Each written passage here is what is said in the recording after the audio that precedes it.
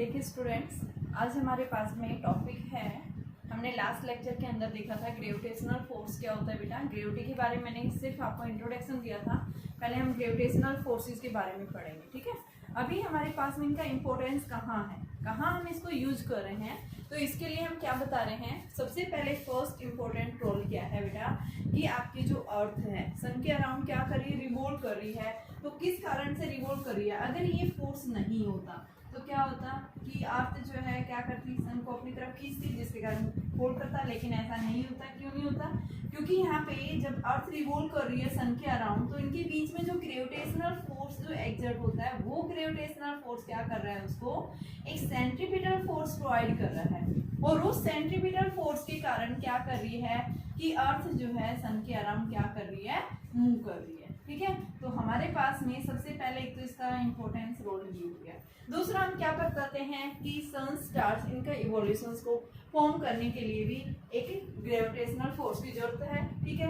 तीसरा हम क्या बताते हैं कि जो ग्रेविटेशनल फोर्स है उसका ओशियंस के अंदर टाइड्स वगैरह जो फॉर्मेशन होता है उसके अंदर भी क्या होता है बेटा, इसका यूटिलाइज हम करते हैं, ठीक है। क्या इसकी कैरेक्टरिस्टिक्स हो सकती हैं, तो कैरेक्टरिस्टिक्स हम कैसे बताएंगे, कंजर्वेटिव फोर्स है। कंजर्वेटिव का मतलब क्या है, इसकी वैल्यू हमेशा क्या होती है, कांस्टेंट। कंजर्वेटिव फोर्स है, ठीक है, कांस्टेंट है। ऐसा नहीं कि प्लेस टू प्लेस इसकी वैल्यू चेंज हो जाए, ठीक है। तो हम क्या बताएंगे, क्या है ये, कंजर्वेटिव फोर्स है। दूसरा हम क्या बताते हैं, कैसा है ये, सेंट्रल फोर्स है, ठीक है। सेंट्रल फोर्स क्यों बोला गया है कि जब आप दो मासेस के बीच में अगर क्या करते हैं, इनके सेंटर से जो फोर्स लगता है वो हमेशा सेंटर के टुवर्ड्स लगता है इन दोनों के बीच में, तो इस वजह से इसको क्या बोला गया है, सेंट्रल फोर्स बोला गया है, ठीक है। कि आपके पास में ग्रेविटेशनल फोर्स जो होता है वो एक सेंट्रल फोर्स है। तीसरा हम क्या करते हैं, न्यूटन्स थर्ड लॉ को फॉलो करता है। ये हमने देखा था लास्ट लेक्चर में, न्यूटन्स थर्ड लॉ को भी क्या करता है, ये फॉलो कर रहा है, ठीक है। न्यूटन थर्ड लॉ में क्या होता है, action and reactions are equal but opposite in directions, ठीक है। ये क्या करते हैं, शेप एंड साइज के ऊपर बेटा क्या करते हैं, इंडिपेंडेंट रहते हैं, ठीक है। ये ना ही मीडियम के ऊपर डिपेंड करते हैं, ना ही किसी बॉडी की शेप और साइज के ऊपर डिपेंड करते हैं। इनकी वैल्यू हमेशा क्या रहती है, फिक्स रहती है। और इस जी की वैल्यू जो फिक्स रहती है वो किसके इक्वल है, 6.67 × 10⁻⁻11 newton metre square kilogram inverse square. ये हम हमेशा क्या बताते हैं बेटा, वैल्यू फिक्स रहती है, ठीक है। अब आता है मेरे पास में कि आपके पास ये जो जी की वैल्यू आ रही है 6.67 × 10⁻11 newton metre square kilogram inverse square, ये आप कहाँ से लेके आ रहे हैं, ठीक है। तो हम सबसे पहले इसका जो है एक्सपेरिमेंटल वेरिफिकेशन देखेंगे। तो इसका जो एक्सपेरिमेंटल वेरिफिकेशन जो है बेटा किसके द्वारा दिया गया, एक इंग्लिश साइंटिस्ट था जिसका नाम था कैवेंडिश। और कैवेंडिश ने क्या बताया कि अगर हम क्या ले रहे हैं, एक वायर ले रहे हैं, क्या ले रहे हैं, एक वायर, और इस वायर के साथ में अगर हम क्या लेते हैं बेटा, एक रोड सस्पेंड कर दें, ठीक है, बार मैग्नेट बार रोड जैसी। और इस बार रोड के ऊपर हमने दो लीड स्फीयर्स कनेक्ट कर दी। इनका मास क्या है, m है, ठीक है। इनके बीच की जो डिस्टेंस है वो क्या है, ले रखी है हमने, l ले रखी है, ठीक है। अब बेटा मैंने क्या किया, यहाँ पे इसके पास दो बड़े स्फीयर्स रख दिए, S1 and S2 at a distance d, same distance से, यहाँ इससे भी और यहाँ इससे भी d डिस्टेंस के ऊपर प्लेस कर दिए। तो क्या होगा बेटा, सबसे पहले हमने ग्रेविटेशनल फोर्स में पढ़ा है कि ग्रेविटेशनल फोर्स यानी इस यूनिवर्स के अंदर न्यूटन ने क्या बताया था कि इस यूनिवर्स, हमारे यूनिवर्स में हर एक दो बॉडीज क्या करती हैं, एक दूसरे को अट्रैक्ट कर रही हैं। तो यहाँ पे भी जब ये एक स्मॉल बॉडी है, एक लार्ज बॉडी है, ठीक है, इस लार्ज बॉडी का जो मास है वो कैपिटल M ले रहे हैं, ठीक है। तो जब इनका मासेस M और ये स्मॉल m है, एट ए डिस्टेंस के ऊपर रखी है, तो बेटा इनके बीच में ग्रेविटेशनल फोर्स ऑफ अट्रैक्शन होगा, क्या आएगा, Gm/m/r²। अपनी तरफ ये बड़े वाला स्फीयर इसको छोटे वाले को अपनी तरफ अट्रैक्ट करेगा, ऐसे ये इसको अपनी तरफ अट्रैक्ट करेगा, क्योंकि इसका बॉडी क्या है, स्मॉल मास है, इसका इफेक्ट देखने को नहीं मिलेगा। लेकिन बड़ी वाली बॉडी जो है वो छोटी वाले के ऊपर क्या करेगी, एक लार्ज फोर्स एक्सर्ट करेगी, ठीक है। तो यहाँ से हम क्या बता रहे हैं, फोर्स आ रहे हैं। अब देखो फोर्स आपके पास ये आ रहा है और बेटा डिस्टेंस L है, तो यहाँ पे फोर्स जो लगेगा वो नीचे की तरफ लगेगा, जिसके कारण क्या आ जाएगी, यहाँ टॉर्क डेवलप हो जाएगा, टॉर्क डेवलप होगा। और टॉर्क डेवलप होने की वजह से ये जो रोड है ये क्या करने लगाई जाएगी, रोटेट करने लग जाएगी कांस्टेंट एंगुलर स्पीड से, ठीक है। तो टॉर्क जो यहाँ पे एक्सर्ट होगा, टॉर्क क्या होता है, r क्रॉस r, तो आर क्या है, एल डिस्टेंस रोड की, एफ कितना है आपके पास, G M M by R square, हम ये ले सकते हैं। तो इसको मैं क्या लिख दूं, G M M upon R square into में एल, ये दे दिया, टॉर्क आ गया। अब ये रोटेट कर रही है तो जिसके कारण वायर थोड़ा सा ट्विस्ट हो जाएगा, घूम जाएगा। कितने एंगल से ट्विस्ट होगा बेटा, थीटा, क्योंकि ये जब ये रोड घूमेगी तो वायर भी ऊपर से यहाँ से अपनी मेन पोजीशन से थोड़ा सा स्लाइटली चेंज करेगा अपनी पोजीशन को। तो मान लो थीटा एंगल से क्या हो गया, वो डिफ्लेक्ट कर गया। जब वायर क्या कर रहा है, थीटा एंगल से डिफ्लेक्ट कर रहा है, तो बेटा इस वायर के अंदर क्या आता है, एक रिस्टोरिंग टॉर्क। जैसे ट्विस्ट करेगा तो उसको मोशन को अपोज करने के लिए अपोजिट डायरेक्शन में एक रिस्टोरिंग टॉर्क एग्जर्ट होगा, और रिस्टोरिंग टॉर्क जो है एक क्या कर रहा है, डिफ्लेक्शन प्रोड्यूस हो रहा है उसके कारण, और जिसको हम क्या बोलते हैं, क्या है, थीटा। जैसे हम प्रोपोर्शनल को हटाते हैं, इसकी जगह क्या आ जाता है, constant, and that's constant is known as, यानी कि आप क्या लिख सकते हैं, के थीटा या टॉर्क थीटा लिख लो। ये आपके पास में रिस्टोरिंग टॉर्क है, एक तरह से ये ले लो। रिस्टोरिंग टॉर्क को मैंने क्या लिखा, टाउ थीटा। तो F is equal to tau theta. ये भी फोर्स है, ये भी फोर्स है। इस तरह से आप दोनों की वैल्यू बता सकते हैं कि आपके पास में ये क्या है, एक रिस्टोरिंग टॉर्क है, ये आपके पास में टॉर्क है। तो आप इसकी जगह चाहे के थीटा ले लो, क्योंकि रिस्टोरिंग टॉर्क ले रहे हैं, तो मैं इसको torque is directly proportional to theta और torque is equal to K theta. तो यहाँ से ये इक्वेशन फर्स्ट थी, ये इक्वेशन मेरे पास सेकंड है, मैं दोनों को इक्वेट करूंगी। ये भी क्या है आपके पास में टॉर्क, ये कैसा है, रिस्टोरिंग, जो उसके मोशन को अपोज कर रहा है। तो जैसे ही हम इन दोनों को अलग रखते हैं, बराबर रखते हैं, G M M by R square into में एल बराबर में के थीटा। तो बेटा यहाँ से जी की वैल्यू निकालनी मुझे, के आर स्क्वायर, मैंने डी थीटा, डी डिस्टेंस ले रखी, तो यहाँ डी रखो आप, डी डिस्टेंस ले रखी बेटा दोनों स्फीयर्स के बीच में, lid sphere and large sphere जो है। तो यहाँ से आप इसकी जगह क्या लेंगे, D square.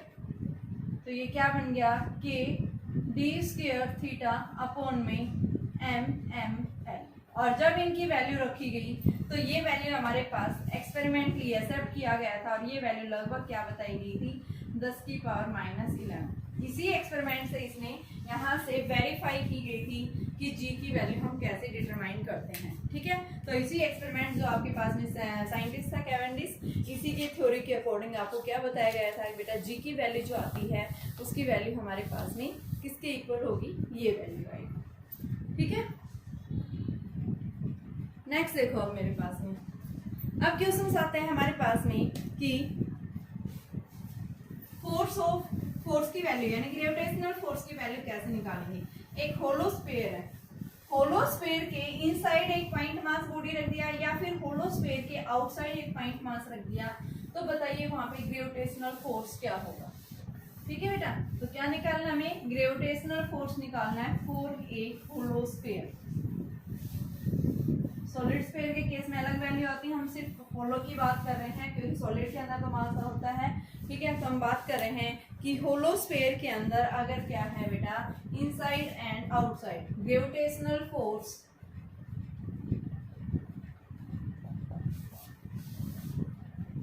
For a hollow spherical cell.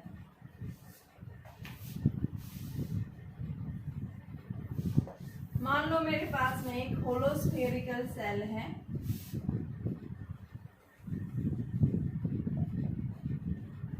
जिसकी रेडियस हम क्या ले रहे हैं, आर ले रहे हैं, सेंटर से रेडियस आर है। यहाँ आपके पास में आउटसाइड कोई पॉइंट है, ये पॉइंट आर डिस्टेंस पे लाई कर रहा है। सेल का मास m है, रेडियस r है, इस पॉइंट ऑब्जेक्ट का मास स्मॉल m है, रेडियस इसकी डिस्टेंस कितनी है, r है। क्या निकालना हमें, इस p पॉइंट के ऊपर ग्रेविटेशनल फोर्स। तो ग्रेविटेशनल फोर्स बेटा जो आएगा g m m by r। ठीक है, ये क्या करेगा, इसको अपनी तरफ अट्रैक्ट करेगा तो अंदर की तरफ फोर्स लग जाएगा। ठीक है, सेकंड देखिए, अगर ये पॉइंट की कहा था, इफ पॉइंट लाइज आउटसाइड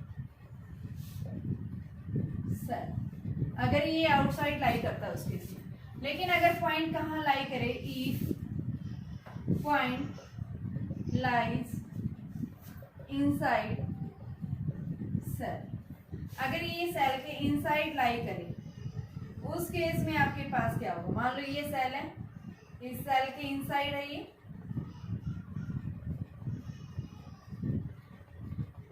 हमारे पास ये पॉइंट है, इसका मास m है और इसका मास m और रेडियस r है। तो जब इनसाइड लाई करेगा बेटा होलोस्फीयर के इनसाइड, तो उस केस में हम फोर्स क्या बताएंगे? जीरो। जीरो क्यों हुआ?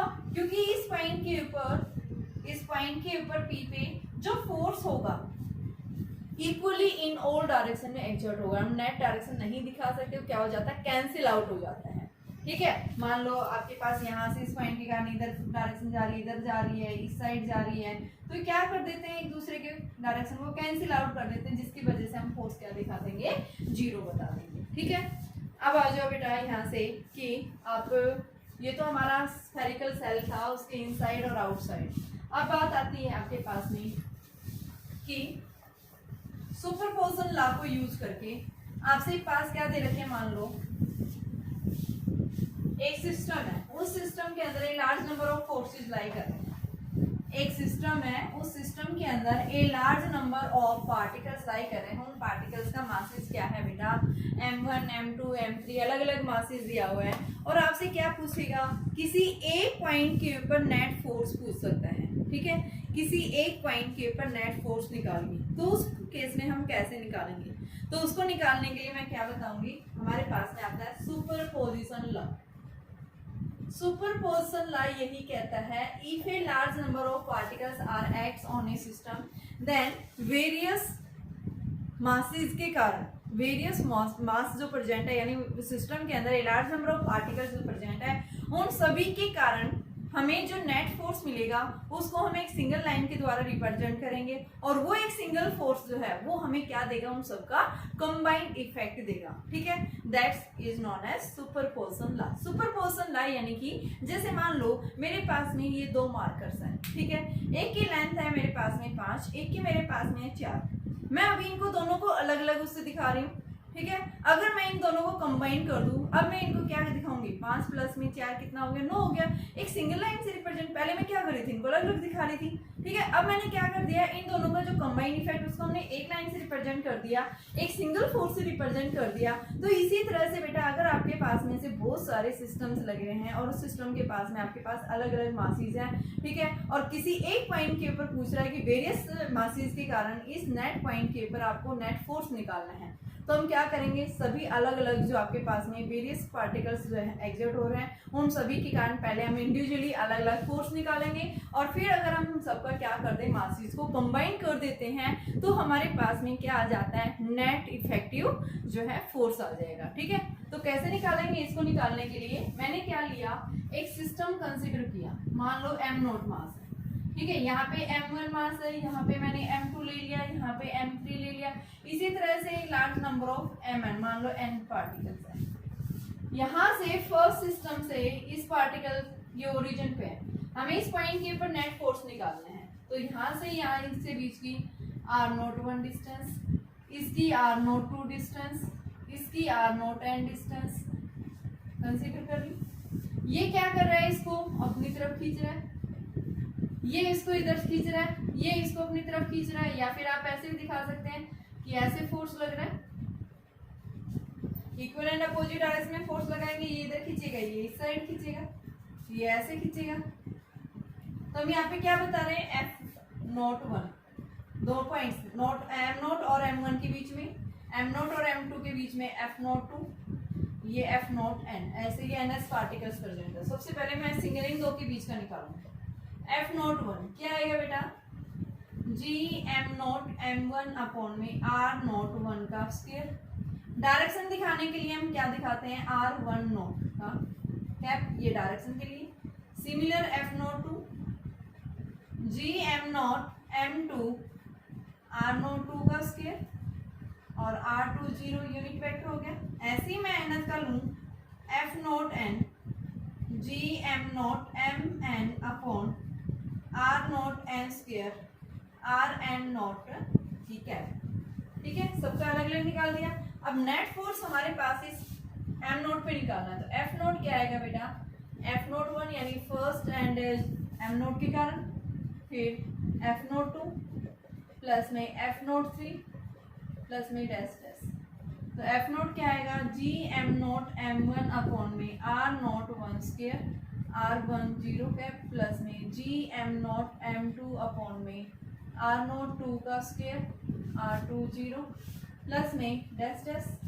ठीक है, तो हमारे पास में क्या आ गया, ये Gm0 बाई R0 1 भी कॉमन नहीं आएगा, ओनली ये वैल्यू निकाली और हमने क्या लिखा M1 by R0 1 square R1 not square क्या पाइए डायरेक्शन के लिए प्लस में M2 upon R0 2 R2 0 plus में डैश डैश। ये क्या देगा आपको, कंबाइंड इफेक्टिव फोर्स देगा, नेट रिजल्टेंट। ठीक है, कहाँ पे, इस M0 के ऊपर। तो ये हमारे पास में ला क्या कहलाता है, कैसा ला है बेटा, ये आपके पास में एक सुपरपोजिशन ला है। ठीक है, तो इसको हम क्या लेंगे R01। इसको आप अगर कंफ्यूज हो रहे हो तो आप इसको R0 क्योंकि डायरेक्शन के लिए है तो आप ऐसे भी दिखा सकते हैं, इससे कोई फर्क नहीं पड़ेगा। नोट 2 ले लो आप। ठीक है, अगर इसमें आपको कंफ्यूजन होता है R01 है तो आप यहाँ R01 ही रख सकते हैं, यहाँ पे नोट 2 ले सकते हैं, यहाँ पे नोट n ले सकते हैं, और यहाँ पे भी आप इसकी वैल्यू चेंज कर दो तो note 1 note 2 and note n ये वैल्यू आ जाती है। ये स्क्वायर में है आपके पास, मैग्नीट्यूड है ये ओनली। ठीक है, तो ये हमें क्या देगा, सुपरपोजिशन लॉ है ये हमारे पास, superposition law in case of gravitational force. Gravitational force के अंदर आप सुपरपोजिशन लॉ को कैसे डिटरमाइन करते हैं, यानी कहाँ यूज करते हैं, तो हम क्या बताते हैं, किसी एक पॉइंट के ऊपर हमें नेट फोर्स निकालना है, तो नेट फोर्स निकालने के लिए बेटा हम क्या करते हैं, अलग अलग दो सिस्टम्स के कारण अलग अलग फोर्स निकालेंगे और फिर अगर हम उन सबको क्या कर देते हैं, ऐड कर देते हैं, तो ये हमें क्या देगा, नेट इफेक्टिव फोर्स। अब जैसे मेरे पास क्वेश्चंस, मैं क्वेश्चंस की बात करती हूँ क्योंकि इसी के ऊपर क्वेश्चंस आते हैं कि आप कैसे निकालेंगे। देखिए questions,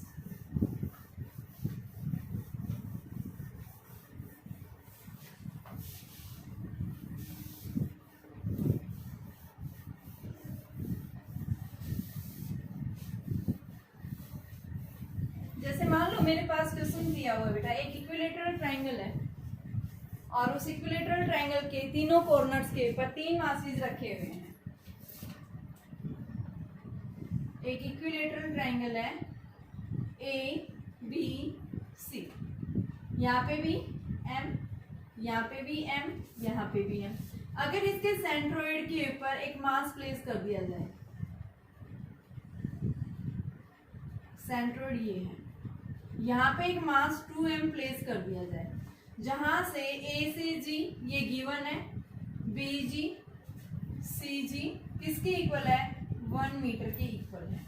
then what will be the net force, net force on 2m। इस 2m के ऊपर नेट फोर्स क्या होगा, सबसे पहले देखिए, एक मास यहाँ पे है, दूसरा मास यहाँ है, इसके बीच की डिस्टेंस है, तो ये क्या करेगा, इसको अपनी तरफ खींचेगा, तो ये किधर जाएगा, फोर्स ऐसे ऊपर की तरफ जा रही है, ऐसे इसमें दिखाएंगे, ये ऐसे जाएगा, ऐसे ये होगा।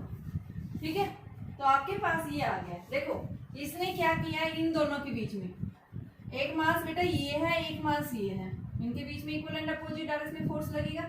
ऐसे ही हम यहाँ पे दिखाएंगे, ये क्या करेगा, इसको अपनी तरफ खींचेगा, ये इसको अपनी तरफ खींचेगा। ठीक है, तो यहाँ पे देखो आपके पास सबसे पहले हम दिखा रहे हैं एफ ए के ऊपर।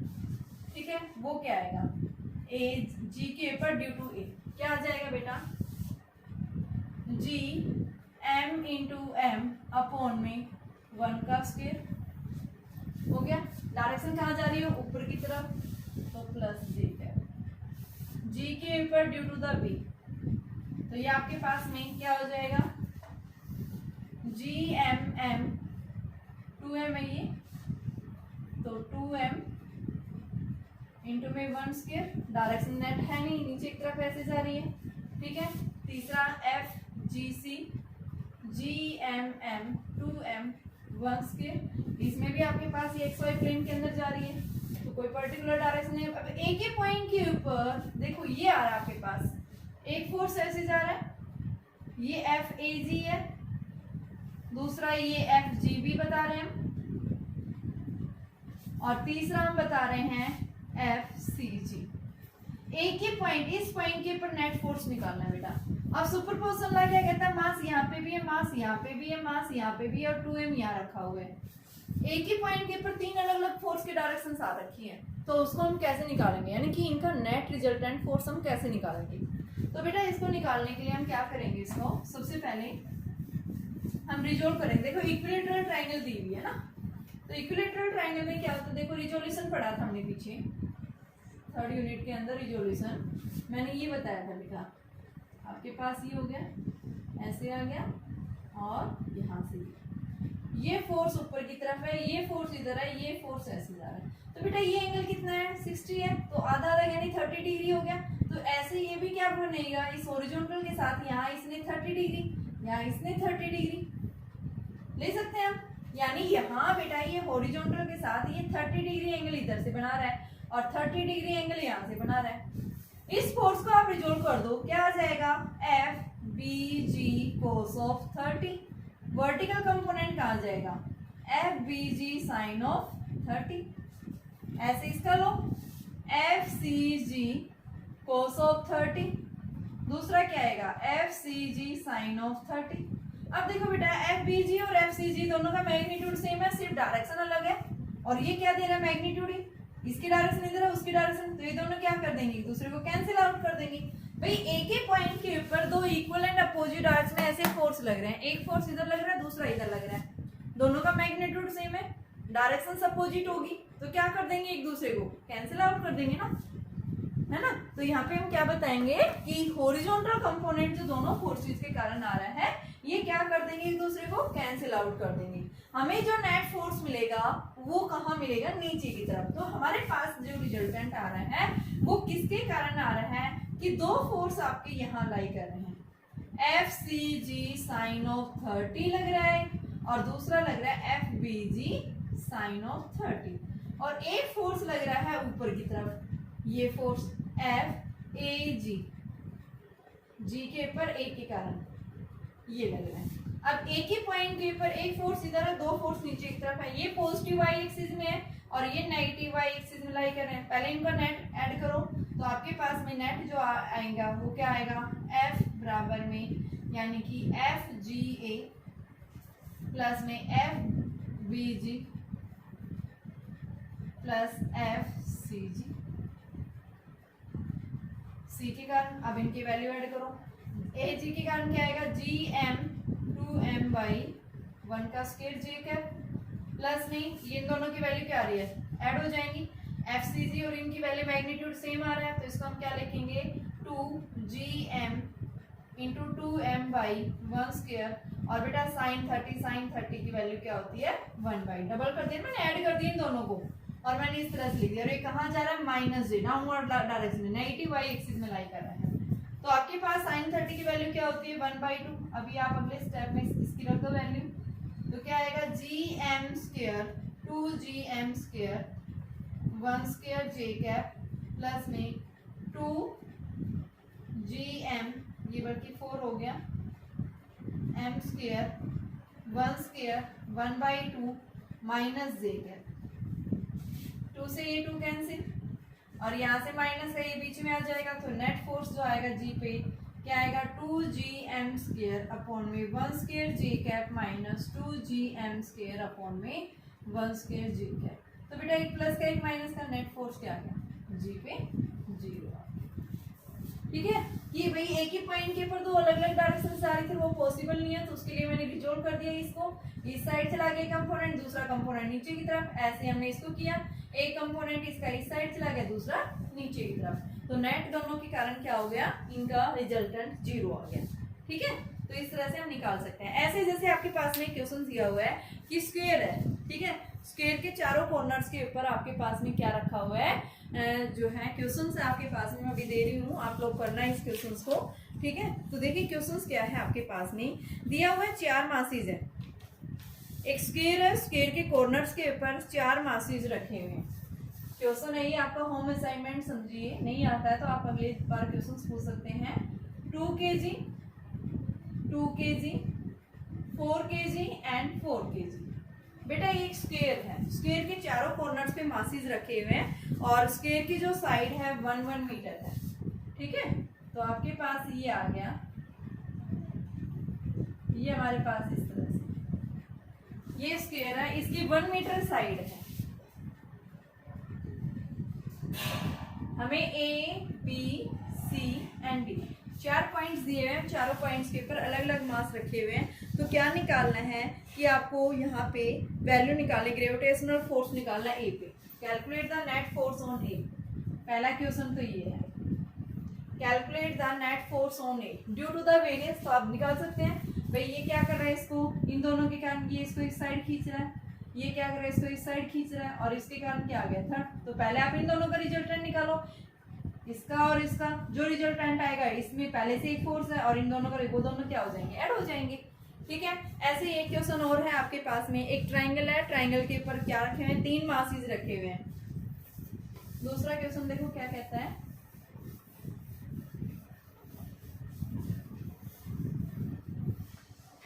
क्वेश्चन नंबर 2, एक ट्राइंगल है, इस ट्राइंगल के ऊपर बेटा 3 मासेस रखे हुए हैं। यहाँ पे कौन कौन से मासेस हैं, 4m 2m और m, 4m 2m and m। तो calculate the net force on the m। m के ऊपर नेट फोर्स पूछा है, जब इसकी साइड्स जो है बेटा l दे रखी है, साइड l है, तो calculate the resultant gravitational force on the body a due to the b and c। ये a बॉडी है, ये b पॉइंट है, ये c पॉइंट है, l मीटर डिस्टेंस है इनकी। ठीक है, ये l है, ये भी l है। तो यहाँ इसके ऊपर net force, calculate gravitational force